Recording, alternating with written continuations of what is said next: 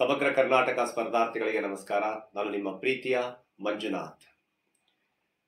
ಪ್ರಿಯ ಸ್ನೇಹಿತರೆ, ನಾವು ಈಗಾಗಲೇ ಈ ಒಂದು ತರಗತಿ ಅಂತ ಬಂದಾಗ ಸ್ಥಳೀಯ ಸರ್ಕಾರದ ಅಂದ್ರೆ ಈ ಗ್ರಾಮೀಣ ಪ್ರದೇಶದಲ್ಲಿರ್ತಕ್ಕಂಥ ಗ್ರಾಮ ಪಂಚಾಯಿತಿಗೆ ಸಂಬಂಧಪಟ್ಟ ಒಂದು ಇತಿಹಾಸವನ್ನು ನೋಡಿಕೊಂಡು ಬಂದ್ವಿ. ಹೌದಾ? ಈ ವೇದಗಳ ಕಾಲದಿಂದ, ಚೋಳರ ಕಾಲದಿಂದ, ಮಧ್ಯಕಾಲೀನ ಭಾರತದ ಇತಿಹಾಸದಿಂದ, ನಂತರ ಆಧುನಿಕ ಭಾರತದಲ್ಲಿ ಇತಿಹಾಸದವರೆಗೆ ನಾವು ಈ ಒಂದು ಗ್ರಾಮೀಣ ಒಂದು ವ್ಯವಸ್ಥೆ ಅಂದ್ರೆ ಈ ಸ್ಥಳೀಯ ಸರ್ಕಾರದ ವ್ಯವಸ್ಥೆ ನಮ್ಮ ಭಾರತದಲ್ಲಿ ಯಾವ ರೀತಿ ಇತ್ತು ಅಂತ ಅದನ್ನೆಲ್ಲ ನೋಡ್ಕೊಂತ ಬಂದ್ವಿ. ಇಲ್ಲಿ ಭಾರತ ಸ್ವತಂತ್ರವಾದ ನಂತರ ಗ್ರಾಮೀಣ ಈ ಒಂದು ಪಂಚಾಯತಿ ರಾಜ್ ವ್ಯವಸ್ಥೆಗೆ ನಾವು ಅತಿ ಹೆಚ್ಚು ಆದ್ಯತೆಯನ್ನು ಕೊಟ್ಟಿವಿ. ಹಲವಾರು ಸಮಿತಿಗಳನ್ನು ಸಹ ರಚನೆ ಮಾಡಿದ್ವಿ. ಹೌದಾ?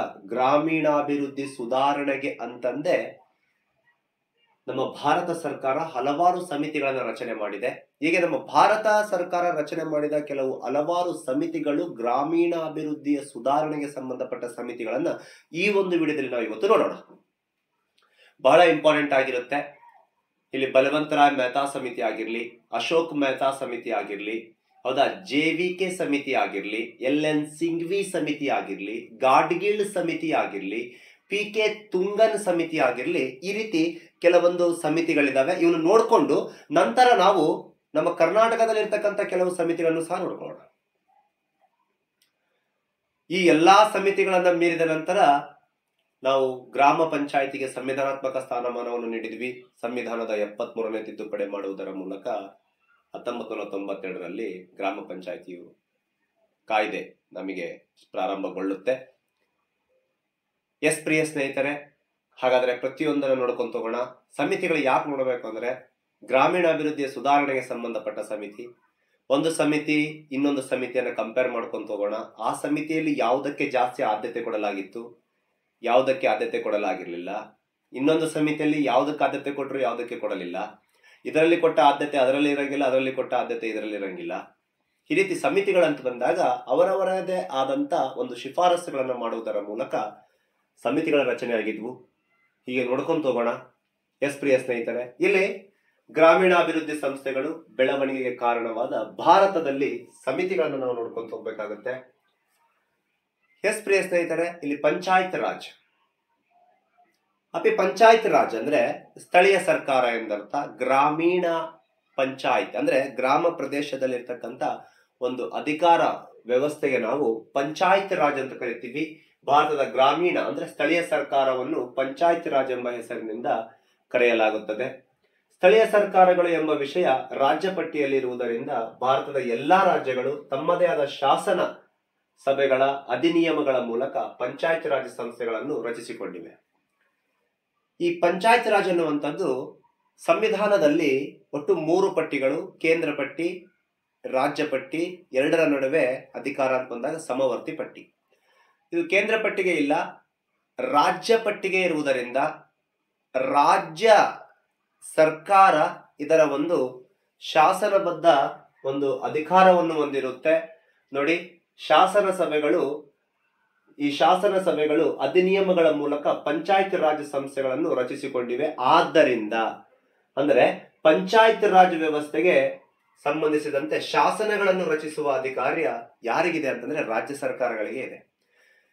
ಒಂದು ಗ್ರಾಮೀಣ ಪ್ರದೇಶಕ್ಕೆ ಸಂಬಂಧಪಟ್ಟ ಯಾವುದೇ ಒಂದು ವ್ಯವಸ್ಥೆ ಆ ಪಂಚಾಯಿತಿಯ ಸುಧಾರಣೆಗೆ ಸಂಬಂಧಪಟ್ಟಿರಲಿ, ಯಾವುದೇ ಒಂದು ಮೇಲ್ವಿಚಾರಣೆ ತೆಗೆದುಕೊಳ್ಳುವ ಶಾಸನಬದ್ಧ ಅಧಿಕಾರ ಯಾರಿಗಿದೆ ಅಂತಂದ್ರೆ ಅದು ರಾಜ್ಯ ಸರ್ಕಾರಕ್ಕಿದೆ. ಈ ಒಂದು ಪಂಚಾಯಿತಿ ವ್ಯವಸ್ಥೆ ಅಂತ ಬಂದಾಗ ಪ್ರಿಯ ನೋಡಿ, ಸಂವಿಧಾನದ 73ನೇ ತಿದ್ದುಪಡಿ ಕಾಯ್ದೆ ಜಾರಿಗೆ ಬರುವುದಕ್ಕಿಂತ ಮುಂಚಿತವಾಗಿ ರಾಜ್ಯ ನಿರ್ದೇಶನ ತತ್ವದಲ್ಲಿ ಕಂಡು ಬಂದಿದೆ. ಹೌದಾ? ಇಲ್ಲಿ ನಾವು directive principles of state policy ಸಂವಿಧಾನದ 40ನೇ ವಿಧಿಯಲ್ಲಿ ಕಂಡು ಬರ್ತಕ್ಕಂಥದ್ದು. ಇದು ರಾಜ್ಯ ನಿರ್ದೇಶನ ತತ್ವದಲ್ಲಿ ಅಲ್ಲಿ ಮಾತ್ರ ಇದಕ್ಕೆ ಆದ್ಯತೆ ಇತ್ತು. ಹೌದಾ? ವಿಧಿಯಲ್ಲಿ ಮಾತ್ರ ಪಂಚಾಯತ್ ರಾಜ್ ಬಗೆಗೆ ಪ್ರಸ್ತಾವನೆ ಕಂಡು ಬರುತ್ತದೆ. ಆದರೆ 1992ರ 73ನೇ ಸಂವಿಧಾನಾತ್ಮಕ ತಿದ್ದುಪಡಿ ಕಾಯ್ದೆಯ ಮೂಲಕ ಪಂಚಾಯತ್ ರಾಜ್ ಸಂಸ್ಥೆಗಳಿಗೆ ಸಂವಿಧಾನಾತ್ಮಕ ಸ್ಥಾನಮಾನ ನೀಡಲಾಯಿತು. ಗೊತ್ತಿರಲಿ, ವೆರಿ ಇಂಪಾರ್ಟೆಂಟ್. ಸಂವಿಧಾನದ 40ನೇ ವಿಧಿ ಪಂಚಾಯತ್ ರಾಜ್ ಬಗ್ಗೆ ಹೇಳುತ್ತೆ. ಸಂವಿಧಾನದ 73ನೇ ವಿಧಿ, ಸಂವಿಧಾನದ 73ನೇ ತಿದ್ದುಪಡಿ, ಹೌದಾ, ಅಮೈಂಡ್ಮೆಂಟ್ ಅಂತ ಕರಿತೀವಿ ನಾವು. ಆ 73ನೇ ತಿದ್ದುಪಡಿ ಮಾಡುವುದರ ಮೂಲಕ 1992ರಲ್ಲಿ ನಾವು ಇದಕ್ಕೆ ಒಂದು ಸಂವಿಧಾನಾತ್ಮಕ ಸ್ಥಾನಮಾನವನ್ನು ನೀಡಿದ್ವಿ. ಎಸ್ ಪ್ರಿಯ ಸ್ನೇಹಿತರೆ, ಇಲ್ಲಿ ಪಂಚಾಯತ್ ರಾಜ್ ಸಂಸ್ಥೆಗೆ ಸಂಬಂಧಪಟ್ಟ ಸಮಿತಿಗಳು ನೋಡ್ಬೇಕಾಗತ್ತೆ. ನಾ ಹೇಳಿದೆ ಬಲವಂತರಾಯ್ ಮೆಹ್ತಾ ಸಮಿತಿ, ಹೌದಾ. ನಂತರ ಬಂದ್ಬಿಟ್ಟು ಸಂತಾನಂ ಸಮಿತಿ, ಅಶೋಕ್ ಮೆಹ್ತಾ ಸಮಿತಿ, JVK ರಾವ್ ಸಮಿತಿ. ನೋಡಿ ಯಾವ್ಯಾವ ಇಸ್ವಿ ಯಾವ ಟೈಮಲ್ಲಿ ಎಲ್ಲ ಗೊತ್ತಿರ್ಬೇಕು ನಿಮಗೆ. LN ಸಿಂಘ್ವಿ ಸಮಿತಿ, PK ತುಂಗನ್ ಸಮಿತಿ, ಗಾಡ್ಗಿಲ್ ಸಮಿತಿ ಅಂತಂದೇಳಿ ಈ ರೀತಿ ಹಲವಾರು ಸಮಿತಿಗಳಿದಾವೆ. ಗ್ರಾಮಾಭಿವೃದ್ಧಿಯ ಸುಧಾರಣೆಗೆ ಜಾರಿಗೆ ತಂದ ಒಂದು ಸಮಿತಿಗಳಾಗಿದ್ದಾವೆ. ಹಾಗಾದ್ರೆ ನೋಡ್ಕೊಂಡು ತಗೋಣ ಒಂದೊಂದು. ಮೊದಲನೇದಾಗಿ ನೋಡೋಣ ಬಲವಂತರಾಯ್ ಮೆಹ್ತಾ ಸಮಿತಿ. ಸ್ವತಂತ್ರದ ನಂತರ ಪಂಚಾಯತ್ ರಾಜ್ಗಾಗಿ ರಚನೆಯಾದ ಒಂದು ಮೊದಲ ಸಮಿತಿ ಆಗಿರುತ್ತೆ ಬಲವಂತರಾಯ್ ಮೆಹ್ತಾ ಸಮಿತಿ. ಬಲವಂತರಾಯ್ ಮೆಹ್ತಾ ಎನ್ನುವಂತ ಸಮಿತಿ ಸ್ವತಂತ್ರದ ನಂತರ ರಚನೆಯಾದ ಈ ಒಂದು ಪಂಚಾಯತ್ ರಾಜ್ ಸುಧಾರಣೆಗೆ ಸಂಬಂಧಪಟ್ಟ ಸ್ವತಂತ್ರದ ನಂತರ ಪ್ರಥಮ ಸಮಿತಿ ಅಂತ ಕರೆಸಿಕೊಳ್ಳುತ್ತೆ. ಬಲವಂತರಾಯ್ ಮೆಹ್ರಾ ಅಲ್ಲ, ಮೆಹ್ತಾ ಆಗಬೇಕಿದು. ಮೆಹ್ತಾ ಎನ್ನುವಂತ ಸಮಿತಿ. ಯಾವ ಸಮಿತಿ? ಬಲವಂತರಾಯ್ ಮೆಹ್ತಾ ಎನ್ನುವಂತ ಸಮಿತಿ 1957ರಲ್ಲಿ ಒಂದು ರಚನೆ ಆದಂತ ಸಮಿತಿ. ಬಲವಂತರಾಯ್ ಮೆಹ್ತಾ ಅನ್ನೋರು ಯಾರು ಅಂತಂದ್ರೆ ಗೊತ್ತಿಲ್ಲ. ಇವರು ಗುಜರಾತಿನ ಎರಡನೇ ಮುಖ್ಯಮಂತ್ರಿ. ಗುಜರಾತಿನ ಎರಡನೇ ಮುಖ್ಯಮಂತ್ರಿ. ಗುಜರಾತ್ ಮೊದಲು ಸೌರಾಷ್ಟ್ರ ಅಂತಿತ್ತು. ಮಹಾರಾಷ್ಟ್ರ ಗುಜರಾತ್ ಸೇರಿ ಸೌರಾಷ್ಟ್ರ ಅಂತಿತ್ತು. ಸೌರಾಷ್ಟ್ರ ಅಂತಿದ್ದ ಸಂದರ್ಭದಲ್ಲಿ UN ದೇಬಾರ್ ಅನ್ನುವಂತ ಒಬ್ಬ CM ಇದ್ರು ಅಲ್ಲಿ, ಗುಜರಾತಿನ CM. ಆ ಸೌರಾಷ್ಟ್ರ ಯಾವಾಗ ವಿಭಾಗವಾಗಿ ಮಹಾರಾಷ್ಟ್ರ ಗುಜರಾತ್ ಅಂತ ಆಗುತ್ತೆ, ಇವರು ಎರಡನೇ ಮುಖ್ಯಮಂತ್ರಿ ಅಂತ ಕರೆಸಿಕೊಳ್ತಾರೆ. ಆದರೆ ಮೊದಲನೇ ಮುಖ್ಯಮಂತ್ರಿ ಅಂತ ಬಂದಾಗ ಈ ಜೀವರಾಜ್ ಮೆಹ್ತಾ ಅಂತಿದ್ರು. ಅವರು ಮೊದಲ ಮುಖ್ಯಮಂತ್ರಿ, ಗುಜರಾತಿನ ಮೊದಲ ಮುಖ್ಯಮಂತ್ರಿ ಜೀವರಾಜ್ ಮೆಹ್ತಾ. ಅವ್ರ ನಂತರ ಬಂದ್ಬಿಟ್ಟೆ ಬಲವಂತರಾಯ್ ಮೆಹ್ತಾ. ಇವರು ಗುಜರಾತಿನ ಎರಡನೇ ಮುಖ್ಯಮಂತ್ರಿ ಅಂತ ಕರೆಸಿಕೊಳ್ತಾರೆ. ಎಸ್ ಪ್ರಿಯ ಸ್ನೇಹಿತರೆ, ಇವರ ಜನನ 1900 ಫೆಬ್ರವರಿ 19 ಫೆಬ್ರವರಿ 19ರಂದು ಜನನಾದ ಇವರ ಒಂದು ಸವಿನೆನಪಿಗಾಗಿ ಕೇರಳದಲ್ಲಿ ಇವರ ಜನ್ಮ ದಿನಾಚರಣೆದಂದು ಪಂಚಾಯತ್ ರಾಜ್ ದಿನ ಎಂದು ಆಚರಣೆ ಮಾಡ್ತಾರೆ. ಫೆಬ್ರವರಿ 19. ಗೊತ್ತಿರ್ಲಿ, ಆಧುನಿಕ ಭಾರತದ ಪಂಚಾಯತ್ ರಾಜ್ ಪಿತಾಮಹ ಎಂದು ಕರೀತಾರೆ. ಬಹಳ ಹುಷಾರಿರ್ರಿ, ಪ್ರತಿಯೊಂದು ಪಾಯಿಂಟ್ಗಳು ಇಂಪಾರ್ಟೆಂಟ್. ಸಿಂಗಲ್ ಶಾಟ್ ಹೊಡಿತಾನೆ ಪ್ರಶ್ನೆಗಳನ್ನ. ಸ್ವತಂತ್ರದ ನಂತರ ಪಂಚಾಯತ್ ರಾಜ್ ಸುಧಾರಣೆಗೆ ಸ್ಥಾಪಿಸಿದ ಮೊದಲ ಸಮಿತಿ ಬಲವಂತರಾಯ್ ಮೆಹ್ತಾ ಸಮಿತಿ. ಇವರು ಗುಜರಾತಿನ ಎರಡನೇ ಮುಖ್ಯಮಂತ್ರಿಗಳಾಗಿದ್ದರು. ಇವರ ಒಂದು ಹುಟ್ಟುಹಬ್ಬದ ಸವಿನೆನಪಿಗಾಗಿ ಕೇರಳದಲ್ಲಿ ಪಂಚಾಯತ್ ರಾಜ್ ದಿನವೆಂದೇ ಆಚರಣೆ ಮಾಡುತ್ತಾರೆ. ಇವರು ಆಧುನಿಕ ಭಾರತದ ಪಂಚಾಯತ್ ರಾಜ್ ಪಿತಾಮಹ ಎಂದು ಕರೆಸಿಕೊಳ್ಳುತ್ತಾರೆ ಬಲವಂತರಾಯ್ ಮೆಹ್ತಾ. ಬಲವಂತರಾಯ್ ಮೆಹ್ತಾರವರ ಒಂದು 100ನೇ ಜನ್ಮದಿನದ ಪ್ರಯುಕ್ತ 3 ರು ಮುಖಬೆಲೆಯ ಸ್ಟ್ಯಾಂಪ್ ಬಿಡುಗಡೆ ಮಾಡಲಾಯಿತು. 1930-32ರಲ್ಲಿ ಅಸಹಕಾರ ಚಳುವಳಿಯಲ್ಲಿ ಭಾಗವಹಿಸಿದ್ದರು. ಬಾರ್ಡೋಲಿ ಸತ್ಯಾಗ್ರಹದಲ್ಲಿ ಭಾಗವಹಿಸಿದ್ದರು ಮಹಾತ್ಮ ಗಾಂಧೀಜಿಯವರ ಜೊತೆ. ಅಷ್ಟೇ ಅಲ್ಲದೆ ಬ್ರಿಟಿಷರು ಇವರನ್ನ 7 ವರ್ಷಗಳ ಕಾಲ ಜೈಲಿನಲ್ಲಿ ಇವರು ಅನುಭವಿಸಿದ ಒಂದು ಸ್ಥಿತಿನೂ ಸಹ ಇದೆ. ಅದರ ಅರ್ಥ ಇವರು ಸ್ವತಂತ್ರ ಹೋರಾಟಗಾರರಂತ ಹೇಳ್ಬೋದು.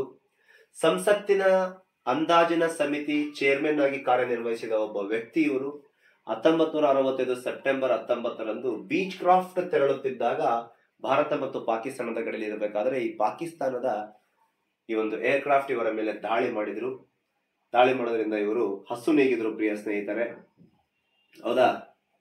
ಪಾಕಿಸ್ತಾನದ ಏರ್ ಫೋರ್ಸ್ ಅವರು ತೆರಳುತ್ತಿದ್ದ ವಿಮಾನವನ್ನು ಹೊಡೆದುಡಿಸಿದರು, ಹಸು ನೀಗಿದ್ರು. ಸ್ವತಂತ್ರದ ನಂತರ ಪಂಚಾಯತ್ ರಾಜ್ಗಾಗಿ ರಚನೆಯಾದ ಒಂದು ಮೊದಲ ಸಮಿತಿ ಆಗಿರುತ್ತೆ ಬಲವಂತರಾಯ್ ಮೆಹ್ತಾ ಸಮಿತಿ. ನಾ ಸಮಿತಿ ಬಗ್ಗೆ ಇನ್ನ ಮಾತಾಡಿಲ್ಲ, ಹೌದಾ. ಇವರ ಒಂದು ಬ್ಯಾಕ್ ಗ್ರೌಂಡ್ ನೋಡಿದ್ವಿ ನಾವು, ಯಾಕಂದ್ರೆ ಇವ್ರಿಗೆ ನಾವು ಜಾಸ್ತಿ ಆದ್ಯತೆ ಕೊಡಬೇಕಾಗತ್ತೆ.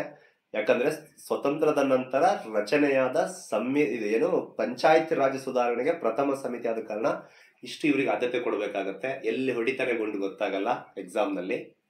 ಎಸ್ ಪ್ರಿಯ ಸ್ನೇಹಿತರೆ, ಈಗ ಸಮಿತಿ ಏನ್ ಹೇಳುತ್ತೆ ಅಂತ ನೋಡೋಣ. ಬಲವಂತರಾಯ್ ಸಮಿತಿಯ ಪ್ರಮುಖ ಶಿಫಾರಸುಗಳು ಅಂತ ಬಂದಾಗ ಈ ಸಮಿತಿಯು ಬಹುಮುಖ್ಯ ಶಿಫಾರಸುಗಳು ನೋಡಿ. ಆಡಳಿತ ವಿಕೇಂದ್ರೀಕರಣ ಅಂತ ಹೇಳ್ತಾರೆ. ಆಡಳಿತ ವಿಕೇಂದ್ರೀಕರಣ ಅಂತಂದ್ರೆ ನಿಮಗೆ ಗೊತ್ತು ಪ್ರಿಯ ಸ್ನೇಹಿತರೆ, ಆಡಳಿತ ಕೇಂದ್ರೀಕರಣವಾಗಿರಬಾರದು ಅಂತ ಅರ್ಥ. ಅಂದ್ರೆ ರಾಜ್ಯ ಮಟ್ಟ ಜಿಲ್ಲಾ ಮಟ್ಟದಲ್ಲಿ ಎಲ್ಲಾ ಒಂದು ಆ ಗ್ರಾಮೀಣ ಪ್ರದೇಶಕ್ಕೆ ಸಂಬಂಧಪಟ್ಟ ಅಭಿವೃದ್ಧಿಯನ್ನು ಅವರಿಗೆ ಮಾತ್ರ ಮೀಸಲಲ್ಲ, ಆ ಸ್ಥಳೀಯ ಸರ್ಕಾರಗಳಿಗೂ ಸಹ ಆದ್ಯತೆಯನ್ನು ಕೊಡಬೇಕು. ಅದು ಹಣಕಾಸಿನ ನಿಧಿಯಾಗಲಿ, ಆ ಪ್ರದೇಶದ ಅಭಿವೃದ್ಧಿಯ ಚಟುವಟಿಕೆಗಳಾಗಲಿ, ಆ ಪ್ರದೇಶಕ್ಕೆ ಸಂಬಂಧಪಟ್ಟ ಪ್ರತಿಯೊಂದು ಮೇಲ್ವಿಚಾರಣೆಗಳಾಗಲಿ, ಎಲ್ಲವೂ ಸಹ ಗ್ರಾಮೀಣ ಪ್ರದೇಶಕ್ಕೂ ಸಹ ನಾವು ಆದ್ಯತೆ ಕೊಡಬೇಕು. ಮಹಾತ್ಮ ಗಾಂಧೀಜಿಯವರು ಸುಮ್ಮನೆ ಹೇಳಿಲ್ಲ, ಗ್ರಾಮೀಣಾಭಿವೃದ್ಧಿಯೇ ದೇಶಾಭಿವೃದ್ಧಿ ಅಂತ ಹೇಳಿದ ಮಹಾನ್ ವ್ಯಕ್ತಿಯವರು. ಹಾಗಾಗಿ ಅಧಿಕಾರ ಎನ್ನುವುದು ಕೇಂದ್ರೀಕೃತವಾಗಿರದೆ ಅದು ವಿಕೇಂದ್ರೀಕೃತವಾಗಿರಬೇಕು. ವಿಕೇಂದ್ರೀಕೃತ ಅಂತ ಬಂದಾಗ ಪ್ರಿಯ ಸ್ನೇಹಿತರೆ, 3 ಹಂತಗಳ ಪಂಚಾಯಿತಿ ವ್ಯವಸ್ಥೆಗೆ ಶಿಫಾರಸು ಮಾಡಿದ ಒಂದು ಸಮಿತಿ ಆಗಿರುತ್ತೆ. ಯಾವುದು ಅಂತ ಬಂದಾಗ ಬಲವಂತರಾಯ್ ಮೆಹ್ತಾ ಸಮಿತಿ. 3 ಹಂತದ ಅಂತ ಬಂದಾಗ ಗ್ರಾಮೀಣ ಮಟ್ಟದಲ್ಲಿ ಗ್ರಾಮ ಪಂಚಾಯಿತಿ, ಬ್ಲಾಕ್ ಮಟ್ಟ ಅಂದ್ರೆ ತಾಲೂಕು ಪಂಚಾಯಿತಿ, ಇಲ್ಲಿ ಜಿಲ್ಲಾ ಮಟ್ಟದಲ್ಲಿ ಅಂತ ಬಂದಾಗ ಜಿಲ್ಲಾ ಪಂಚಾಯಿತಿ ಅಂತಂದೇಳಿ 3 ಹಂತದಲ್ಲಿ ಒಂದು ಅಧಿಕಾರವನ್ನು ಒಳಗೊಂಡಿರಬೇಕು. ಒಂದೇ ಹಂತದಲ್ಲಿ ಅಧಿಕಾರವನ್ನು ಕೇಂದ್ರೀಕೃತಗೊಳ್ಳದೆ 3 ಹಂತದಲ್ಲಿ ಅವರಿಗೆ ಬೇಕಾಗುವ ಅಧಿಕಾರವನ್ನು ನೀಡಿ ಅವರವರ ಪ್ರದೇಶಕ್ಕೆ ಅಭಿವೃದ್ಧಿ ಆಗುವಕ್ಕೆ ಆ ಸ್ಥಳೀಯ ಸರ್ಕಾರದಿಂದನೇ, ಆ ಸ್ಥಳೀಯ ಪ್ರದೇಶದಿಂದನೇ ಜನರನ್ನ ಆಯ್ಕೆ ಮಾಡುವುದರ ಮೂಲಕ ವಿಕೇಂದ್ರೀಕರಣವಾದ ಅಧಿಕಾರ ಹೊಂದಿರಬೇಕು ಅಂತ ಹೇಳುತ್ತೆ ಪಂಚಾಯತ್ ಅಲ್ಲಿ ಬಂದಂತ ಪ್ರಪ್ರಥಮ ಸಮಿತಿ ಬಲವಂತರಾಯ್ ಮೆಹ್ತಾ ಸಮಿತಿ. ಇಲ್ಲಿ ಈ ಸಂಸ್ಥೆಯು ನಗರ ಮಾತ್ರವಲ್ಲದೆ, ನೋಡಿ ಅಂದ್ರೆ ಗ್ರಾಮೀಣಕ್ಕೆ ಬನ್ನಿ ಅಂತ, ನಗರ ಮಾತ್ರವಲ್ಲದೆ ಗ್ರಾಮೀಣ ಪ್ರದೇಶದ ಅಂದ್ರೆ ಸ್ಥಳೀಯ ಮತ್ತು ಪ್ರಾದೇಶಿಕ ಅಭಿವೃದ್ಧಿಯ ಮೇಲ್ವಿಚಾರಣೆ ಮಾಡಲು ನಿಯೋಜಿಸಲಾದ ಒಂದು ಸಮಿತಿ ಅಂತ ಕರೆಸಿಕೊಳ್ಳುತ್ತೆ. ಕಾರ್ಯಗಳಿರ್ಲಿ, ಸಂಸ್ಥೆಗಳಿರ್ಲಿ, ಏನಾದರೂ ರಚನೆ, ಅಲ್ಲಿನ ಕಾರ್ಯಗಳು ರಚನೆಗಳಾಗ್ಲಿ, ಸಂಸ್ಥೆಗಳಾಗಲಿ, ಆಮೇಲೆ ಜವಾಬ್ದಾರಿಗಳಾಗಲಿ, ಆಮೇಲೆ ಧನ ಸಹಾಯ ಸಂಪತ್ತಿಗೆ ಸಂಬಂಧಪಟ್ಟಿದ್ದಾಗಲಿ ಮತ್ತು ಕರ್ತವ್ಯಗಳನ್ನು ಪ್ರತಿ ಸಂಸ್ಥೆಗಳಿಗೆ ವರದಿಯಲ್ಲಿ ನಮೂದಿಸಲಾಗಿರ್ತಕ್ಕಂಥ ಒಂದು ಸಮಿತಿ ಅದಾಗಿರುತ್ತೆ ಅಂದ್ರೆ ಅದೇ ಬಲವಂತರಾಯ್ ಮೆಹ್ತಾ ಸಮಿತಿ. SC ST OBC ದವರಿಗೂ ಸಹ ಏನ್ ಕೊಡಬೇಕು, ಪ್ರಾತಿನಿಧ್ಯತೆಯನ್ನು ಕೊಡಬೇಕಂತ ಹೇಳುವಂತ ಒಂದು ಸಮಿತಿ ಆಗಿದೆ. ಸರಿಯಾದ ಪ್ರಾತಿನಿಧ್ಯತೆ ಕೊಡಬೇಕಂತ ಹೇಳುವಂತ ಒಂದು ಸಮಿತಿ ಆಗಿದೆ. SC ದವರಿಗಾಗ್ಲಿ, ST ದವರಿಗಾಗ್ಲಿ, OBC ದವರಿಗಾಗ್ಲಿ ಎಲ್ಲರಿಗೂ ಸಮಾನತೆಯನ್ನು ಕಾಪಾಡಿಕೊಂಡು ಎಲ್ಲರಿಗೂ ಅಧಿಕಾರವನ್ನು ಒಳಗೊಂಡಿರಬೇಕು. ಅದು ಸರಿಯಾದ ಸ್ಥಾನಮಾನವನ್ನು ಕೊಡುವುದರ ಮೂಲಕ ಈ ಪ್ರಾತಿನಿಧ್ಯತೆಯನ್ನು ನೀಡಬೇಕಂತ ಹೇಳುವಂತ ಒಂದು ಸಮಿತಿ ಬಲವಂತರಾಯ್ ಮೆಹ್ತಾ ಸಮಿತಿ. ಎಲ್ಲಾ ಒಂದು ವಿಚಾರದ ಕುರಿತು ಹೇಳೋದಾದರೆ ವಿಕೇಂದ್ರೀಕರಣದ ಮೊದಲನೆಯ ಹೆಜ್ಜೆ ಅಂತ ಹೇಳ್ಬೋದು ಬಲವಂತರಾಯ್ ಮೆಹ್ತಾ ಸಮಿತಿಯನ್ನ. ಈ ರೀತಿ ಸ್ವತಂತ್ರದ ನಂತರ ಜಾರಿಗೆ ಬಂದ ಪ್ರಥಮ ಪಂಚಾಯಿತಿಯ ಸುಧಾರಣೆಗೆ ಇದ್ದ ಸಮಿತಿ ಬಲವಂತರಾಯ್ ಮೆಹ್ತಾ ಸಮಿತಿ. ಇದಿಷ್ಟು ಮಾಹಿತಿ ಗೊತ್ತಿರಲಿ, ಇದು ಬಲವಂತರಾಯ್ ಮೆಹ್ತಾ ಸಮಿತಿ. ಓಕೆ, ಇಲ್ಲಿ ಬಲವಂತರಾಯ್ ಮೆಹ್ತಾ ಸಮಿತಿ ಆದ ನಂತರ ಅಶೋಕ್ ಮೆಹ್ತಾ ಸಮಿತಿ 1977. ಇದು 2ನೇ ಸಮಿತಿ ಆಗಿದ್ದು ಸ್ವತಂತ್ರದ ನಂತರ ಪಂಚಾಯತ್ ರಾಜ್ ವ್ಯವಸ್ಥೆಯ ವೈಫಲ್ಯತೆಗೆ ಕಾರಣಗಳನ್ನು ಅಧ್ಯಯನ ಮಾಡಿ ಅದನ್ನು ಬಲಗೊಳಿಸಿ ಅಗತ್ಯವಾದ ಶಿಫಾರಸುಗಳನ್ನು ಮಾಡಲು 1977ರಲ್ಲಿ ಜನತಾ ಸರ್ಕಾರ, ಅಂದು ಇದ್ದ ಜನತಾ ಸರ್ಕಾರ ಅಶೋಕ್ ಮೆಹ್ತಾ ಸಮಿತಿಯನ್ನ ನೇಮಿಸಿತು. ನೋಡಿ, ಪಂಚಾಯತ್ ರಾಜ್ ವ್ಯವಸ್ಥೆಯ ವೈಫಲ್ಯತೆ ಕಾರಣಗಳನ್ನು ಅಂದ್ರೆ ಪಂಚಾಯತ್ ರಾಜ್ಯದಲ್ಲಿ ಇರ್ತಕ್ಕಂಥ ಕುಂದುಕೊರತೆಗಳು, ಏನು ವೈಫಲ್ಯತೆ ಇದೆ ಅದನ್ನೆಲ್ಲ ನೋಡಿಕೊಳ್ಳಲು, ಅಷ್ಟೇ ಅಲ್ಲದೆ ಅದರ ಬಗ್ಗೆ ಅಧ್ಯಯನ ಮಾಡಿ ಅದನ್ನು ಬಲಗೊಳಿಸಲು, ಹೌದಾ, ಆ ಎಲ್ಲವನ್ನು ತೆಗೆದು ಅದನ್ನು ಬಲ ಮಾಡಬೇಕು, ಅದನ್ನು ಅಭಿವೃದ್ಧಿ ಮಾಡಬೇಕು, ಹೌದಾ, ಕೆಲವು ಕುಂದುಕೊರತೆಗಳನ್ನು ನಿಭಾಯಿಸಿ ಅದನ್ನು ಬಲಪಡಿಸಬೇಕು. ಗ್ರಾಮೀಣ ಪ್ರದೇಶದಲ್ಲಿ ಬಲಗೊಳಿಸಲು ಅಗತ್ಯವಾದ ಶಿಫಾರಸುಗಳನ್ನು ಮಾಡಲು 1970ರಲ್ಲಿ ರಚನೆಯಾದ ಶಿಫಾರಸಾದ ಒಂದು ಸಮಿತಿ ಯಾವ್ದಾಗಿರುತ್ತೆ ಅಂದ್ರೆ ಅಶೋಕ್ ಮೆಹ್ತಾ ಸಮಿತಿ. 1978ರಲ್ಲಿ ಸಲ್ಲಿಸಿದ ವರದಿಯಲ್ಲಿ, 77ರಲ್ಲಿ ರಚನೆ, 78ರಲ್ಲಿ ಸಂಸತ್ತಿಗೆ ವರದಿಯನ್ನು ಸಲ್ಲಿಸುತ್ತೆ.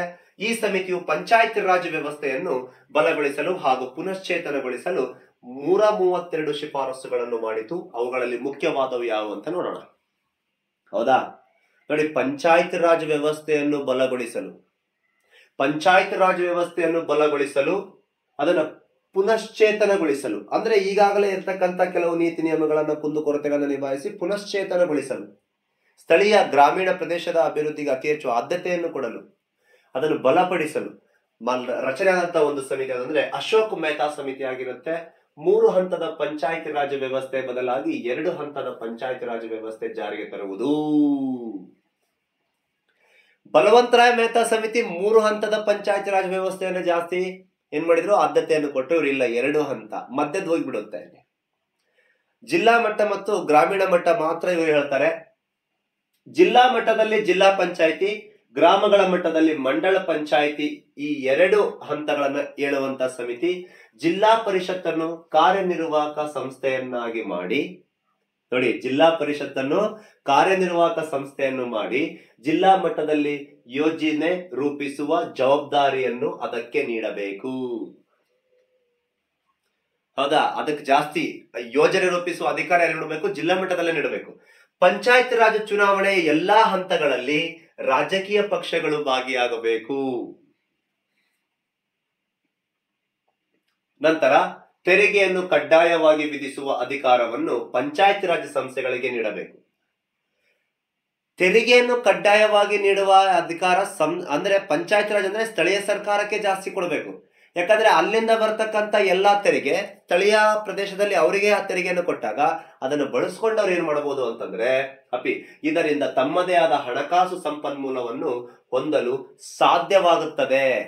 ಈಗ ಗ್ರಾಮೀಣ ಪ್ರದೇಶದಲ್ಲಿ ಆಯ್ಕೆಯಾದ ಗ್ರಾಮ ಪಂಚಾಯತಿಯಿಂದ ಆಯ್ಕೆಯಾದ ಅವರಿಗೆ ಅವರ ಪ್ರದೇಶದ ತೆರಿಗೆಯನ್ನು ಸಂಗ್ರಹ ಮಾಡುವ ಅಧಿಕಾರ ಕೊಟ್ಟರೆ ಅವರ ಆ ಒಂದು ಸಂಪನ್ಮೂಲಗಳನ್ನು ಬಳಸಿಕೊಂಡು ಅವರು ತಮ್ಮದೇ ಆದ ಪ್ರದೇಶವನ್ನು ಅಭಿವೃದ್ಧಿ ಮಾಡಿಕೊಳ್ಳಕ್ಕೆ ಸಾಧ್ಯ ಆಗುತ್ತದೆ ಅಂತ ಈ ಒಂದು ಸಮಿತಿ ಹೇಳುತ್ತೆ.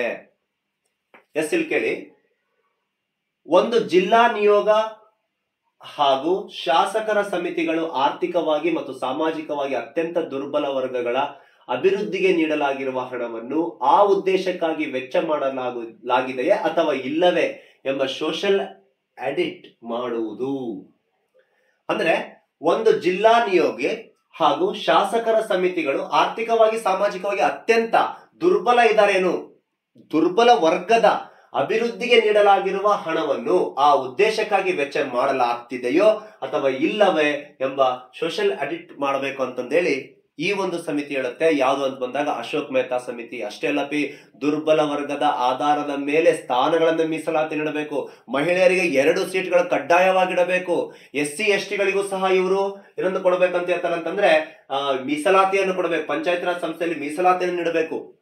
SC ST ಗಳಿಗೂ ಮೀಸಲಾತಿ, ಮಹಿಳೆಯರಿಗೂ ಮೀಸಲಾತಿ, ದುರ್ಬಲ ವರ್ಗದ ಆಧಾರದ ಮೇಲೆ ಸ್ಥಾನಮಾನ. ನೋಡಿ ಎಷ್ಟು ಸಮಾನತೆಯ ಬಗ್ಗೆ ಎಷ್ಟು ಚೆನ್ನಾಗಿ ಹೇಳುತ್ತೆ ಇದು. ಪಂಚಾಯಿತಿಗಳ ಎಲ್ಲಾ ಆರ್ಥಿಕ ಸಂಪನ್ಮೂಲಗಳ ಸಮರ್ಪಕವಾಗಿ ಒದಗಿಸಬೇಕು. ಮತ್ತೆ ಆರ್ಥಿಕ ಸಂಪನ್ಮೂಲಗಳ ಸಮರ್ಪಕವಾಗಿ ಒದಗಿಸಬೇಕೆಂಬ ಉದ್ದೇಶಕ್ಕೆ ಇಟ್ಟುಕೊಂಡೆ ಕೆಳಮಟ್ಟದಲ್ಲಿ ಇರ್ತಕ್ಕಂಥ ಆ ಒಂದು ಗ್ರಾಮ ಪಂಚಾಯಿತಿನೇ ಆ ಪ್ರದೇಶದ ಎಲ್ಲಾ ತೆರಿಗೆ ಸಂಗ್ರಹ ಮಾಡ್ಬೇಕಂತ ಹೇಳುತ್ತೆ ಇದು. ಪಂಚಾಯಿತಿ ಚುನಾವಣೆಗೆ ಬೇಕಾಗುವ ಎಲ್ಲಾ ಆರ್ಥಿಕ ಸಂಪನ್ಮೂಲಗಳನ್ನು ಪಂಚಾಯಿತಿ ಒದಗಿಸಬೇಕು. ಒಳ್ಳೇದಲ್ಲ, ಅವ್ರದ ಕೆಲಸ ಅವ್ರು ನೋಡ್ಕೊಂತಾರೆ. ಹೌದಾ, ಜನಸಂಖ್ಯೆಯ ಆಧಾರದ ಮೇಲೆ ನಾ ಹೇಳಿದ್ದೆಲ್ಲ SC ST ಗಳಿಗೂ ಸಹ ಮೀಸಲಾತಿಯನ್ನು ಕೊಡಬೇಕು. ಆದರೆ ಜನತಾ ಸರ್ಕಾರವು ಪತನಗೊಂಡಿದ್ದರಿಂದ ಪರಿಣಾಮವಾಗಿ ಕೆಳಮಟ್ಟದಲ್ಲಿ ಈ ಸಮಿತಿಯು ಶಿಫಾರಸುಗಳನ್ನು ಆಧರಿಸಿ ಯಾವುದೇ ಕ್ರಮ ಕೈಗೊಳ್ಳಲಿಲ್ಲ. ಜನತಾ ಸರ್ಕಾರ ಅಧಿಕಾರ ಕಳ್ಕೊಂಡ್ಬಿಡುತ್ತೆ. ಹೌದಾ, ಆದಾಗಿಯೂ ಕರ್ನಾಟಕ, ನಮ್ಮ ರಾಜ್ಯ, ಪಶ್ಚಿಮ ಬಂಗಾಳ, ಆಂಧ್ರ ಪ್ರದೇಶಗಳು ಅಶೋಕ್ ಮೆಹ್ತಾ ಸಮಿತಿಯ ಕೆಲವು ಶಿಫಾರಸುಗಳು, ನೋಡಿ ಕೆಲವು ಶಿಫಾರಸುಗಳು ನಾವು ಅದನ್ನ ಏನ್ ಮಾಡ್ಕೊಂಡಿದೀವಿ, ಎತ್ತುಕೊಂಡಿದೀವಿ. ಪಂಚಾಯತ್ ರಾಜ್ ವ್ಯವಸ್ಥೆಯನ್ನು ಪುನಶ್ಚೇತನಗೊಳಿಸಲು ಕ್ರಮಗಳನ್ನು ತೆಗೆದುಕೊಂಡಿದ್ದರು. ಈ ಒಂದು ಕೆಲವು ರಾಜ್ಯಗಳು ತಗೊಂಡಿದ್ರು. ಇವ್ರು ಹೇಳುವಂತ ಕೆಲವೊಂದು ಸಮಿತಿಯಲ್ಲಿ ಇರ್ತಕ್ಕಂಥ ಮೀಸಲಾತಿಗಳನ್ನಾಗ್ಲಿ, ಆ ಸಮಿತಿಯಲ್ಲಿ ಇರ್ತಕ್ಕಂಥ ಕೆಲವು ಬೇಕಾಗುವ ಮುಖ್ಯ ಉದ್ದೇಶ ಗುರಿಗಳನ್ನಾಗ್ಲಿ ಈ 3 ರಾಜ್ಯಗಳು ಅದನ್ನ ಅನ್ವಯಿಸಿಕೊಂಡು ಅಂತ ಹೇಳ್ಬೋದು. ಯಾವ ಸಮಿತಿ ಮಾತಾಡಿದ್ದು ಅಂತ ಬಂದಾಗ ಅಶೋಕ್ ಮೆಹ್ತಾ ಸಮಿತಿ 1977, ಶಿಫಾರಸು ಬಂದಾಗ 78. ಇದಾದ ನಂತರ JVK ಸಮಿತಿ. ಪ್ರಿಯ ಸ್ನೇಹಿತರೆ ಕೇಳಿ, ಇಲ್ಲಿ ನೆಕ್ಸ್ಟ್ ಬರ್ತಕ್ಕಂಥ ಸಮಿತಿ JVK ರಾವ್ ಸಮಿತಿ 1985. ಇದು ಗ್ರಾಮೀಣಾಭಿವೃದ್ಧಿ ಮತ್ತು ಬಡತನ ನಿರ್ಮೂಲನಾ ಕಾರ್ಯಕ್ರಮಕ್ಕೆ ಸಂಬಂಧಪಟ್ಟ ಒಂದು ಸಮಿತಿಯನ್ನು ಒಳಗೊಂಡಿರ್ತಾರೆ. ಯಾವುದು? JVK ಸಮಿತಿ. ಬಟ್ ಈ ಸಮಿತಿಯಲ್ಲಿ ಇನ್ನೊಂದೇನಂತಂದ್ರೆ ಗ್ರಾಮೀಣ ಮಟ್ಟವನ್ನು ಬಿಟ್ಟು ಜಿಲ್ಲಾ ಮಟ್ಟ ಮತ್ತು ಅದರ ಕೆಳಮಟ್ಟಕ್ಕೆ ಅಂದ್ರೆ ತಾಲೂಕು ಮಟ್ಟಕ್ಕೆ ಜಾಸ್ತಿ ಅಗತ್ಯವನ್ನು ಕೊಟ್ಟು ಬಿಡುತ್ತೆ. ಇಲ್ಲಿ ಈ ಒಂದು ಸಮಿತಿ ಅಂತ ಬಂದಾಗ ಗ್ರಾಮೀಣ ಪ್ರದೇಶದ ಅಭಿವೃದ್ಧಿಯ ಚಟುವಟಿಕೆಗಳನ್ನು ಜಿಲ್ಲಾ ಮಟ್ಟವೇ ನೋಡ್ಕೋಬೇಕು. ಅಂದ್ರೆ ಅದು ಅತಿ ಹೆಚ್ಚು ಅಧಿಕಾರವನ್ನು ಜಿಲ್ಲೆಗೆ ಕೊಡಬೇಕು ಅಂತ ಹೇಳ್ತಾರೆ. ಜಿಲ್ಲಾ ಪಂಚಾಯತಿ ಪ್ರದೇಶಕ್ಕೆ ನೀಡಬೇಕಂತ ಹೇಳ್ತಾರೆ. ಅದಕ್ಕೆ ಈ ಒಂದು JVK ರಾವ್ ಸಮಿತಿ ಅಂತ ಗೊತ್ತೇನು, ಹುಲ್ಲಿಲ್ಲದ ಒಂದು ಅಂದ್ರೆ ಬೇರು ಇಲ್ಲದ ಹುಲ್ಲು ಅಂತ ಕರೀತಾರೆ.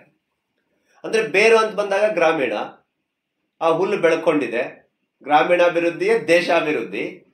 ಗ್ರಾಮೀಣ ಅಭಿವೃದ್ಧಿನೇ ಇಲ್ಲ, ದೇಶ ಹೆಂಗ ಅಭಿವೃದ್ಧಿ ಅಂದ್ರೆ ಬೇರೆ ಇಲ್ಲದ ಹುಲ್ಲು ಅಂತ ಕರೆಸಿಕೊಳ್ಳುತ್ತೆ.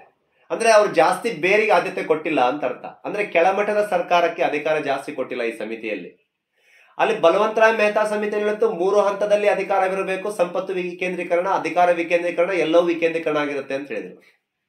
ನಂತರ ಬಂದ್ಬಿಟ್ಟು ಅಶೋಕ್ ಮೆಹ್ತಾ ಸಮಿತಿ ಅಂತ ಬಂದಾಗ ಬ್ಲಾಕ್ ಸಮಿತಿಗೆ, ಈ ಬ್ಲಾಕ್ ಇದಕ್ಕೆ ಅವ್ರು ಜಾಸ್ತಿ ಆದ್ಯತೆ ಕೊಡಲಿಲ್ಲ.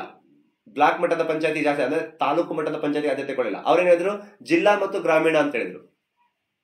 ಬಟ್ ಇವ್ರೇನ್ ಹೇಳ್ತಾರೆ, ಅಧಿಕಾರ ಅಂತ ಬಂದಾಗ ಎಲ್ಲಾ ಮೇಲ್ವಿಚಾರಣೆಗಳನ್ನ ನೋಡಿಕೊಳ್ಳೋದು ಯಾರಿರಬೇಕು, ಜಿಲ್ಲಾ ಮಟ್ಟದವರೇ ಆಗಿರಬೇಕು.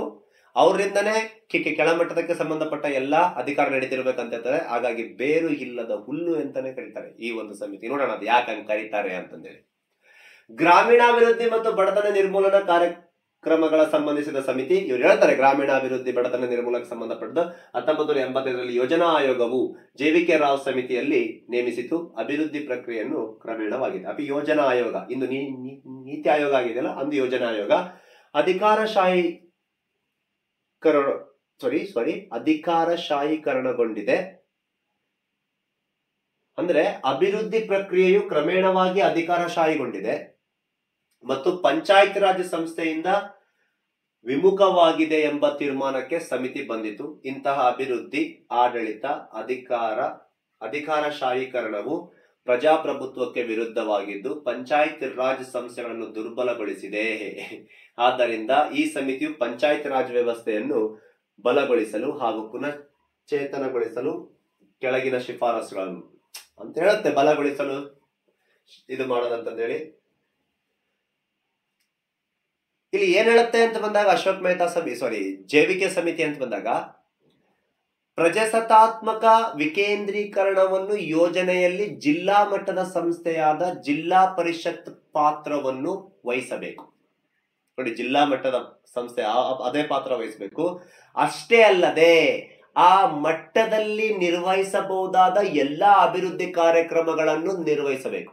ಆ ಮಟ್ಟದಲ್ಲಿ, ಜಿಲ್ಲಾ ಮಟ್ಟದಲ್ಲಿ ಗ್ರಾಮೀಣಾಭಿವೃದ್ಧಿ ಕಾರ್ಯಕ್ರಮಗಳ ಯೋಜನೆ, ಅನುಷ್ಠಾನ, ಮೇಲ್ವಿಚಾರಣೆ ವಿಷಯಗಳನ್ನು ಜಿಲ್ಲಾ ಮತ್ತು ಕೆಳ ಹಂತದ ಪಂಚಾಯತ್ ರಾಜ್ಗೆ ನೀಡಬೇಕು. ಗ್ರಾಮೀಣ ಅಲ್ಲ, ಜಿಲ್ಲಾ ಮತ್ತು ಕೆಳ ತಾಲೂಕು ಮಟ್ಟದ ಒಂದು ಅಧಿಕಾರ ನೀಡಬೇಕು ಅಂತ ಹೇಳ್ತದೆ. ಇದು ಜಿಲ್ಲಾ ಮಟ್ಟದ ಪಂಚಾಯತಿ ಮುಂಚೂಣಿಯಲ್ಲಿ ಇಟ್ಟುಕೊಂಡು, ನೋಡಿ, ಜಿಲ್ಲಾ ಮಟ್ಟದ ಪಂಚಾಯತಿಯನ್ನು ಮುಂಚೂಣಿಯಲ್ಲಿ ಇಟ್ಟುಕೊಂಡು ಅಂದ್ರೆ ಗ್ರಾಮೀಣಾಭಿವೃದ್ಧಿ ಪಂಚಾಯತಿಗೆ ಕಡಿಮೆ ಒತ್ತು ನೀಡಿಬಿಡ್ತದೆ ಈ ಸಮಿತಿ.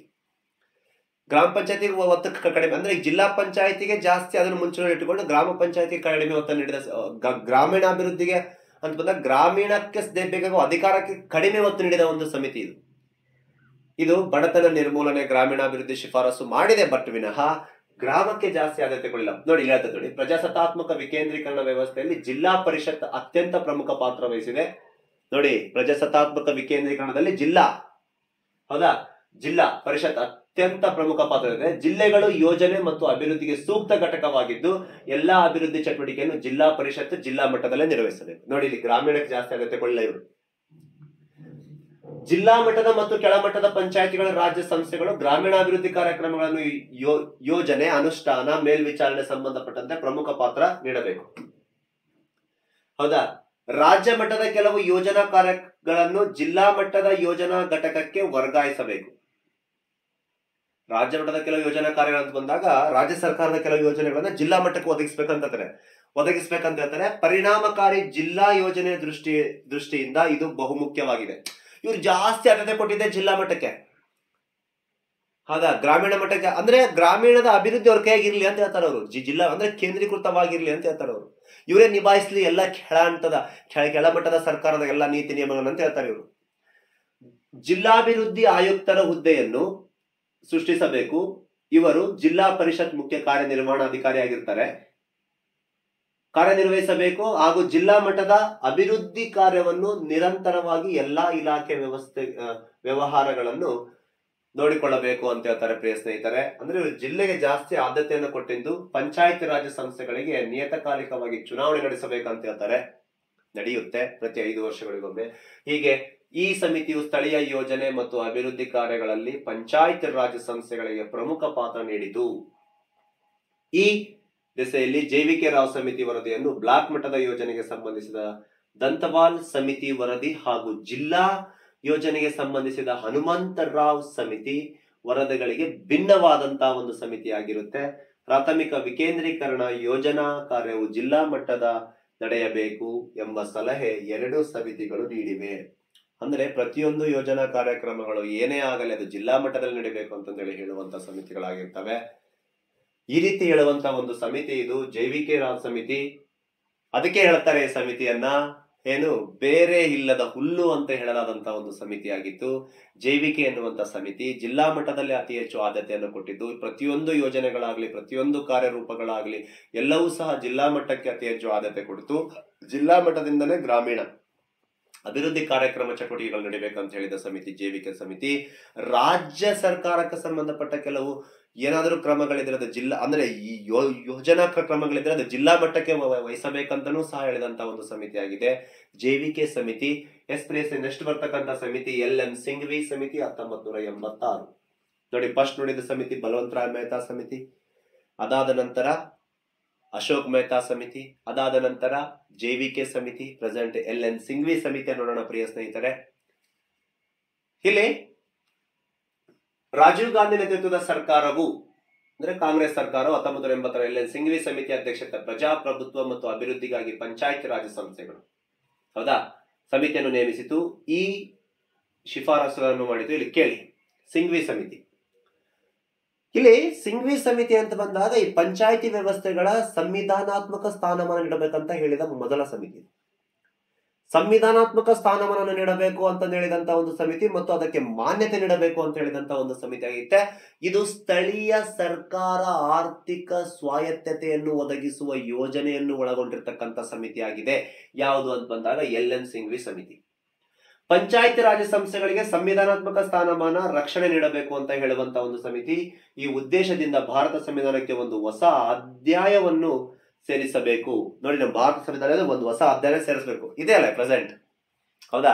ಬಟ್ ಇದೆ ಇಲ್ಲಿ ನೋಡಿ, ಪಂಚಾಯತ್ ರಾಜ್ ಸಂಸ್ಥೆಗಳಿಗೆ ನಿಯತಕಾಲಿಕ ಮತ್ತು ಮುಕ್ತ ಮತ್ತು ಪಾರದರ್ಶಕ ಚುನಾವಣೆಗಳನ್ನು ನಡೆಸುವ ಸಾಧ್ಯವಾಗುವಂತಹ ಸಂವಿಧಾನಾತ್ಮಕ ನಿಯಮಗಳನ್ನು ಮಾಡಬೇಕು. ಒಳ್ಳೆಯದು, ಸಂವಿಧಾನಾತ್ಮಕ ಸ್ಥಾನಮಾನ ನೀಡಬೇಕು ನಾವು ಅಂತಂದೇಳಿ ಒಂದು ಹೇಳುವ ಸಮಿತಿ ಇದು. ರಾಜೀವ್ ಗಾಂಧಿರವರ ಒಂದು ಸಂದರ್ಭದ ಸರ್ಕಾರ, ಕಾಂಗ್ರೆಸ್ ಸರ್ಕಾರ ಜಾರಿಗೆ ತಂದಂತಹ ಒಂದು ಸಮಿತಿ ಅಂತ ಬಂದಾಗ ಪ್ರಿಯ ಸ್ನೇಹಿತರೆ, ಒಳ್ಳೆ ಒಂದು ಉದ್ದೇಶ ನೀಡುತ್ತೆ. ಹಳ್ಳಿಗಳ ಸಮೂಹಕ್ಕೊಂದರಂತೆ ನ್ಯಾಯ ಪಂಚಾಯಿತಿಯನ್ನು ರಚಿಸಬೇಕು. ಹೌದಾ?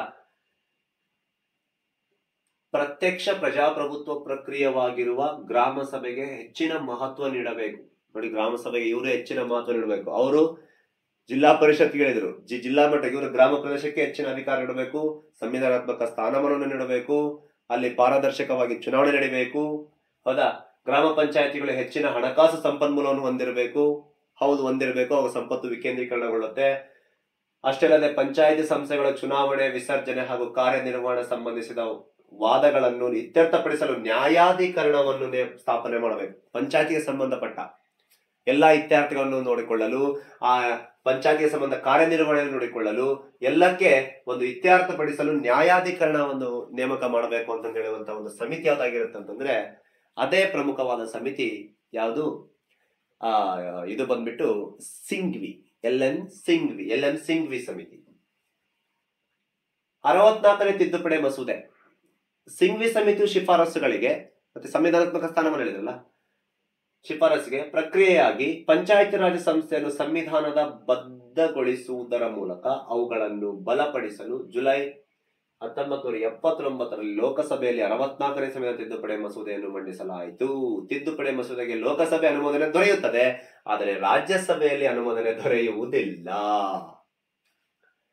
ಲೋಕಸಭೆಯಲ್ಲಿ ಅನುಮೋದನೆ ಸಿಕ್ಬಿಡುತ್ತೆ, ಆದರೆ ರಾಜ್ಯಸಭೆಯಲ್ಲಿ ಅನುಮೋದನೆ ಸಿಗಲ್ಲ. ಯಾಕಂತ ಬಂದಾಗ ಈ ಮಸೂದೆ ಸಂಯುಕ್ತ ವ್ಯವಸ್ಥೆಯಲ್ಲಿ ಕೇಂದ್ರೀಕರಣವನ್ನು ಬಲಪಡಿಸುತ್ತದೆ ಎಂಬುದಾಗಿ ವಿರೋಧ ಪಕ್ಷಗಳು ವಿರೋಧಿಸಿದವು. ಲೋಕಸಭೆಯಲ್ಲಿ ಅನುಮೋದನೆ ಪಡೆದುಕೊಂಡ್ಬಿಡುತ್ತೆ, ರಾಜ್ಯಸಭೆಯಲ್ಲಿ ಅನುಮೋದನೆ ಪಡೆದುಕೊಳ್ಳದ ಕಾರಣ ಈ ರೀತಿ ವಿರೋಧ ವ್ಯಕ್ತಪಡಿಸುತ್ತೆ. ಆದ್ರೂ ಗೊತ್ತಿರಲಿ, ಸಂವಿಧಾನದ ತಿದ್ದುಪಡಿ ಅಂತ ಬಂದಾಗ 64ನೇ ತಿದ್ದುಪಡಿ ಯಾವ ಸಮಿತಿ ಅಂತ ಬಂದಾಗ ಎಲ್ ಎನ್ ಸಿಂಘ್ವಿ ಸಮಿತಿಯ ಶಿಫಾರಸಿನ ಮೇರೆಗೆ ಈ ಒಂದು ಪಂಚಾಯತಿ ರಾಜ್ ವ್ಯವಸ್ಥೆಗೆ ಸಂವಿಧಾನಾತ್ಮಕ ಸ್ಥಾನಮಾನ ನೀಡಬೇಕಂತ ಹೇಳಿದ ಮೊದಲ ಸಮಿತಿ ಆಗಿರುತ್ತೆ. ಈ ಒಂದು ಸಮಿತಿಯಲ್ಲಿ 64ನೇ ತಿದ್ದುಪಡಿ, ಬಟ್ ಅದು ಅನುಮೋದನೆ ಆಗಿರಲ್ಲ, ರಾಜ್ಯಸಭೆಯಲ್ಲಿ ಇರಲಿ. ಗಾಡ್ಗಿಲ್ ಸಮಿತಿ, ಪಂಚಾಯತ್ ರಾಜ್ 1988. 1988ರಲ್ಲಿ ಗಾಡ್ಗಿಲ್ ಸಮಿತಿ ಅನ್ನುವಂತ ಒಂದು ಸಮಿತಿ ರಚನೆ ಆಗುತ್ತೆ. ಅಪಿ ಇವರ ಅಧ್ಯಕ್ಷತೆಯಲ್ಲಿ ಕಾಂಗ್ರೆಸ್ ಪಕ್ಷವು ನೀತಿ ಮತ್ತು ಕಾರ್ಯಕ್ರಮಗಳನ್ನು ಸಮಿತಿಯನ್ನು ರಚಿಸಿದ್ದು, ಅತ್ಯುತ್ತಮ ಪಂಚಾಯತಿ ರಾಜ್ ಸಂಸ್ಥೆಗಳನ್ನು ಹೇಗೆ ಪರಿಣಾಮಕಾರಿಯಾಗಿ ಮಾಡಬಹುದು ಎಂಬ ಪ್ರಶ್ನೆಯನ್ನು ಪರಿಗಣಿಸಿ ಈ ಸಮಿತಿಯನ್ನು ಕೇಳಲಾಯಿತು. ಅಪಿ ಗಾಡ್ಗಿಲ್ ಸಮಿತಿ ಅಂತ ಬಂದಾಗ ಈ ಸಮಿತಿಯು ವರದಿಯು ತಿದ್ದುಪಡಿ ಮಸೂದೆ ಕರಡು ರಚನೆ ಆಧಾರವಾಯಿತು. ಈ ಒಂದು ಸಮಿತಿ ಅಂತ ಬಂದಾಗ ಯಾವುದು ಗಾಡ್ಗಿಲ್ ಸಮಿತಿ. ಗಾಡ್ಗಿಲ್ ಸಮಿತಿಯು ಶಿಫಾರಸುಗಳನ್ನು ಬಂದಾಗ ಪಂಚಾಯತ್ ರಾಜ್ ಸಂಸ್ಥೆಗಳಿಗೆ ಸಂವಿಧಾನಾತ್ಮಕ ಸ್ಥಾನಮಾನ ನೀಡಬೇಕು ಅಂತ ಹೇಳುತ್ತೆ. ಹೌದು, ಅಲ್ಲಿ ಆಲ್ರೆಡಿ ಹೇಳಿದ್ರು, ಸಿಂಘ್ವಿಯಲ್ಲಿ ಸಮಿತಿ ಹೇಳಾಯ್ತು. 3 ಹಂತದಲ್ಲಿ ಸರ್ಕಾರ ಅಂತಲೂ ಸಹ ಇದು ಹೇಳುತ್ತೆ, ಗ್ರಾಮೀಣ, ತಾಲೂಕಾ ಮತ್ತು ಜಿಲ್ಲಾ ಮಟ್ಟದಲ್ಲಿ ಅಂತಲೂ ಸಹ ಹೇಳಿರುತ್ತೆ. ಅಲ್ಲಿ ಆಲ್ರೆಡಿ ಬಲವಂತರಾಯ್ ಮೆಹ್ತಾ ಸಮಿತಿಯಿಂದಲೇ ಬಂದಿದೆ. ಹೊಂದಿರುವ ಪಂಚಾಯತ್ ರಾಜ್ 3 ಹಂತದ ವ್ಯವಸ್ಥೆಯನ್ನು ಹೊಂದಿರಬೇಕು. ಬಲವಂತರಾಯ್ ಮೆಹ್ತಾ ಸಮಿತಿನೂ ಹೇಳಿತ್ತು. ಪಂಚಾಯತ್ ರಾಜ್ ಸಂಸ್ಥೆಯ ಅವಧಿಯಲ್ಲಿ 5 ವರ್ಷದ ಅಧಿಕಾರ ನಿಗದಿಪಡಿಸಬೇಕು. ಪ್ರಸ್ತುತ 5 ವರ್ಷದ ಅಧಿಕಾರದಲ್ಲೇ ಇದೆ. ಎಲ್ಲಾ 3 ಹಂತದ ಪಂಚಾಯಿತಿಗಳ ಸದಸ್ಯರು ನೇರವಾಗಿ ಆಯ್ಕೆ ಮಾಡಬೇಕು. SC ST ಮತ್ತು ಮಹಿಳೆಯರಿಗೂ ಸಹ ಮೀಸಲಾತಿ ಆಲ್ರೆಡಿ ಹೇಳಿದ್ದಾರೆ, ಇವರು ಸಹ ಸಮಿತಿಯಲ್ಲಿ ಹೇಳ್ತಾ ಇದ್ದಾರೆ.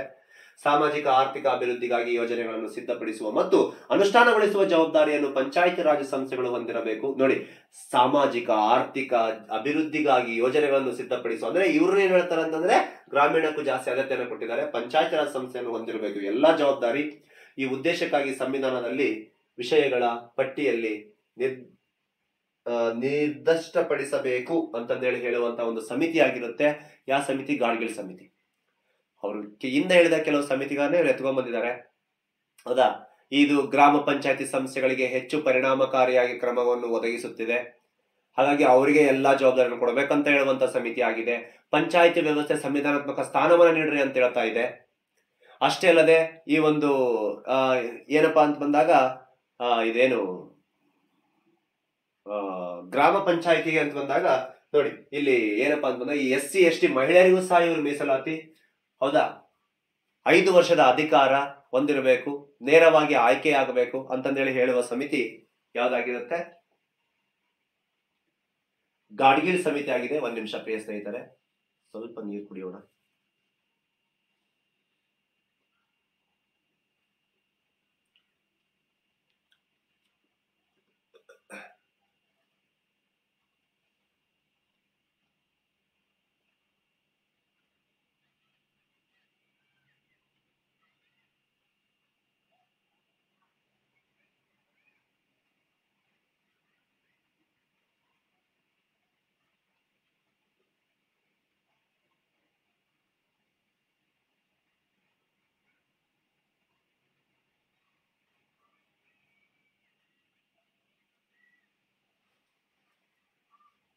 ಎಸ್ ಪ್ರಿಯ ಸ್ನೇಹಿತರೆ, ಯಾವ ಸಮಿತಿ? ಗಾಡ್ಗಿಲ್ ಸಮಿತಿಯನ್ನು ಮಾತಾಡ್ತಾ ಇದ್ವಿ.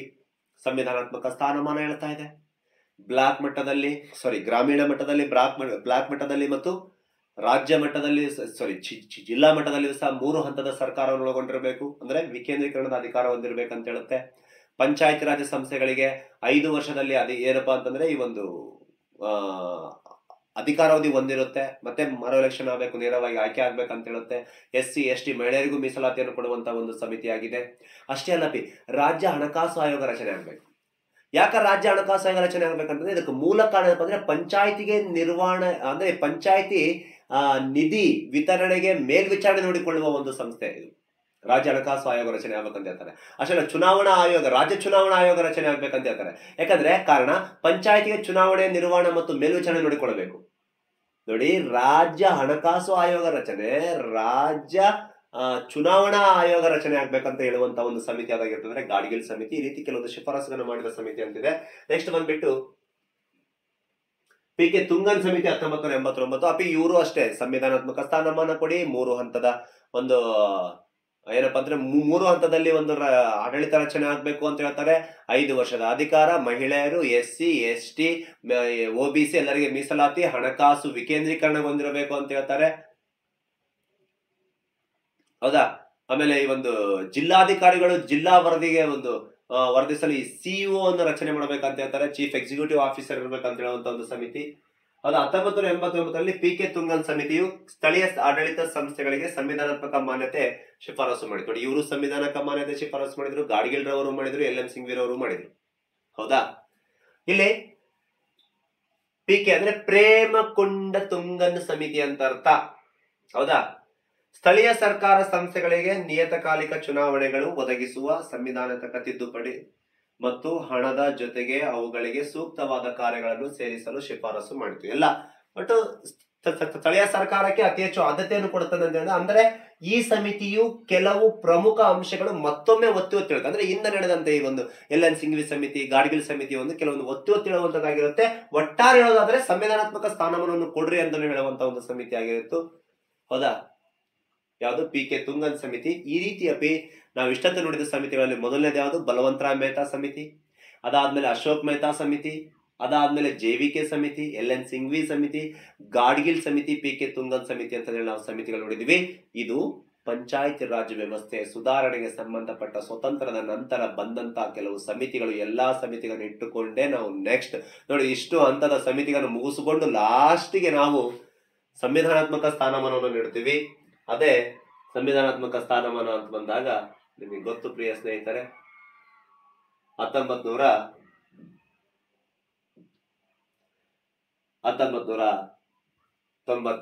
73ನೇ ಸಂವಿಧಾನಾತ್ಮಕ ತಿದ್ದುಪಡಿ ಕಾಯ್ದೆ ಮೂಲಕ ಪಂಚಾಯತ್ ರಾಜ್ ಸಂಸ್ಥೆಗಳಿಗೆ ಸಂವಿಧಾನಾತ್ಮಕ ಸ್ಥಾನವನ್ನು ನೀಡಿದ್ರು. ಇಷ್ಟೆಲ್ಲ ಹೆಜ್ಜೆ ಇದಾವೆ. ಇಷ್ಟೆಲ್ಲ ಹೆಜ್ಜೆ ಮುಗಿಸಿದ ಮೇಲೆ ಸಂವಿಧಾನಾತ್ಮಕ ಸ್ಥಾನವನ್ನು ಒಳಗೊಂಡಿರತಕ್ಕಂಥದ್ದಾಗಿರುತ್ತೆ. ಪ್ರಿಯ ಸ್ನೇಹಿತರೆ, ಮುಂದಿನ ತರಗತಿಯಲ್ಲಿ ಮತ್ತೆ ಭೇಟಿಯಾಗೋಣ. ಈ ಚಾನೆಲ್ ನ ಸಬ್ಸ್ಕ್ರೈಬ್ ಮಾಡಿಕೊಳ್ಳಿ. ಯಾಕೆ ಹೇಳ್ತಾ ಇದ್ದೀನಿ ಅಂತಂದ್ರೆ, ಪ್ರತಿಯೊಂದು ಜಾಬ್ಗೆ ಸಂಬಂಧಪಟ್ಟ ನೋಟಿಫಿಕೇಶನ್ ನಿಮಗೆ ಅದರಲ್ಲಿ ಸಿಗ್ತಾ ಇರುತ್ತೆ. ನಿಮಗೆ ಗೊತ್ತಿಲ್ಲದಾಗ ಕೆಲವೊಂದು ನೋಟಿಫಿಕೇಶನ್ ಮಿಸ್ ಆಗ್ತಿರ್ತವೆ. ಆಮೇಲೆ ನೀವು ಅದನ್ನ ದುಃಖ ಪಡೋದು ಬೇಡ. ಮುಂದಿನ ತರಗತಿಯಲ್ಲಿ ಕರ್ನಾಟಕಕ್ಕೆ ಸಂಬಂಧಪಟ್ಟ ಕೆಲವು ಸಮಿತಿಗಳು ನೋಡ್ಕೊಂಡ್ ಬರೋಣ. ಸ್ವಲ್ಪ ಗೊತ್ತಿಲ್ಲ ಸಮಿತಿಗಳ ಬಗ್ಗೆ ಸ್ವಲ್ಪ ಚೆನ್ನಾಗಿ ಡಿಸ್ಕಷನ್ ಮಾಡ್ಕೊಳ್ಳಿ. ಒಂದೇ ತಿಂಗ್ ಕೇಳು, ಕುಂತು ಓದು, ನೌಕರಿ ಆಗುತ್ತೆ. ಹೌದಾ? ಇಟ್ಕೋ ಬುಕ್ಸ್, ಈಗ ಏನೇನು ಸಿಲೆಬಸ್ ಇದೆ ಎಲ್ಲ ಇಟ್ಕೊಂಡು ಸರಿಯಾಗಿ ಬುಕ್ ಓದು. ನಿನ್ ಮೇಲೆ ವಿಶ್ವಾಸ ಜಾಸ್ತಿ ಇರಲಿ. ಹೌದಾ? 100% ಜಾಬ್ ಆಗೇ ಆಗುತ್ತೆ. ಪ್ರಿಯ ಸ್ನೇಹಿತರೆ, ಮುಂದಿನ ತರಗತಿಯಲ್ಲಿ ಮತ್ತೆ ಭೇಟಿಯಾಗೋಣ. ನಾನು ನಿಮ್ಮ ಪ್ರೀತಿಯ ಮಂಜುನಾಥ್.